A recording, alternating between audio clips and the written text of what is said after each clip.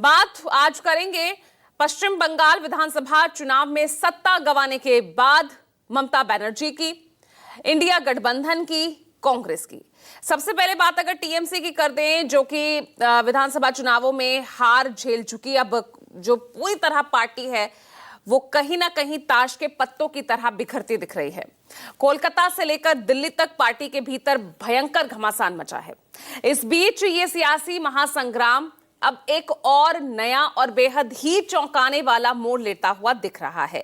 बीते 57 घंटों में देश की राजधानी दिल्ली से जो सियासी घटनाक्रम हुए हैं, उसने कहीं ना कहीं भारतीय राजनीति में एक नई बहस को जन्म दे दिया है। चर्चा तेज हो गई है कि क्या बची कुची तृणमूल कांग्रेस का अब कांग्रेस में विलय होने जा रहा है। क्या बंगाल में करारी हार ने टीएमसी को खत्म करने की कगार पर पहुंचा दिया है।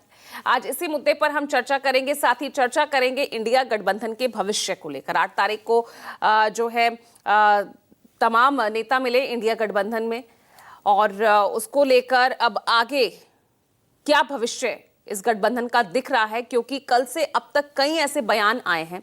संजय राउत कह रहे हैं कि भाई सबको कांग्रेस की छतरी के नीचे आ जाना चाहिए। अब इसके क्या मायने हैं, आज ये तमाम जो है चीजों को समझेंगे। हमारे साथ राजनीतिक मेहमान जुड़ गए हैं, ग्राउंड जीरो से रिपोर्टर्स भी हमारे साथ जुड़ गए हैं। सबसे पहले रिएक्शन सुन लीजिए इस तरह इंडिया गठबंधन को लेकर, टीएमसी को लेकर, टीएमसी के कांग्रेस में विलय को लेकर क्या कुछ बयान सामने आए हैं, पहले वो सुनिए। देखिए, पॉलिटिक्स है आर्ट ऑफ पॉसिबिलिटीज, संभावनामय शिल्प है। तो कल कुछ भी हो सकता है। जो आरएसएस का विचारधारा और भाजपा का जो तानाशाही, इसका विरोध में हमारा नेता, देश का नेता, जननायक राहुल गांधी का जो लगातार लड़ाई, कोई कॉम्प्रोमाइज कभी नहीं किया। कितना उनका ऊपर अत्याचार हुआ। हम लोग चाहता है Rahul Gandhi only the voice for the downtrodden people, for the sufferer people, उनको ही प्रधानमंत्री होना चाहिए। और ये बात को जो लोग मान लेगा, उसके लिए हमारा door is open. Sushmita Dev जो रिजाइन किया, इसके ऊपर हमारा कोई कमेंट नहीं हो सकता। ये इंडिया ब्लॉक का एक बहुत इंपॉर्टेंट मीटिंग था, और उसके बाद थोड़ा फॉलो अप मीटिंग्स वो दोनों पार्टी का वो हो सकता है और हो रहा है। तो सोनिया जी कांग्रेस का लीडर है, ममता जी हमारा लीडर है, तो राहुल जी उनका लीडर है। अगर ये होता क्या हुआ वो भी मालूम नहीं है, क्या होने वाला है वो भी मालूम नहीं है। तो अगर कुछ तो होने दीजिए, उसके बाद तो होगा। अगर ये खबर सच है तो मैं ऐसा मानता हूं कि जिस कांग्रेस को छोड़ करके ममता बनर्जी ने टीएमसी बनाई थी, और आज अगर उनको कांग्रेस के साथ विलय करना पड़ रहा है, तो इनकी ये सबसे बड़ी विफलता है।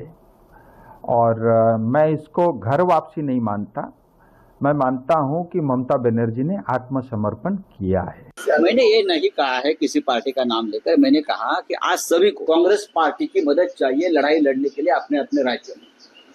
मैंने देखा कि ममता बनर्जी कल तक कांग्रेस का नाम लेने से बहुत कतराती थी, गुस्सा आता, लेकिन जब संकट में आ गई, जब उनके ऊपर हमले शुरू हो गए, उनको हराया गया, तब सबसे पहले उनको कांग्रेस की याद आ गई। कांग्रेस पार्टी से जो फैक्शन बाहर निकले थे, नेता बाहर निकले थे, और उसने अपने अपने दल खड़े किए, चाहे महाराष्ट्र हो, चाहे पश्चिम बंगाल हो, चाहे उड़ीसा हो, सभी ने कांग्रेस में आकर कांग्रेस के झंडे के नीचे अपनी नई शुरुआत करनी चाहिए और कांग्रेस को मजबूत करना चाहिए। जो भी निर्णय लिया जाता है हमारे पक्ष के प्रमुख या टीएमसी के पक्ष प्रमुख वहां पे लेंगे। जब होगा तब देखा जाएगा। शायद हो भी नहीं सकता, शायद हो भी सकता है। आज क्या इम्पोर्टेंट है, सब पक्ष के जो नेता है जो आज बीजेपी के विरोध में, तो रास्ते पे आना पड़ेगा और ये भाजपा के खिलाफ वहां पे लड़ना पड़ेगा।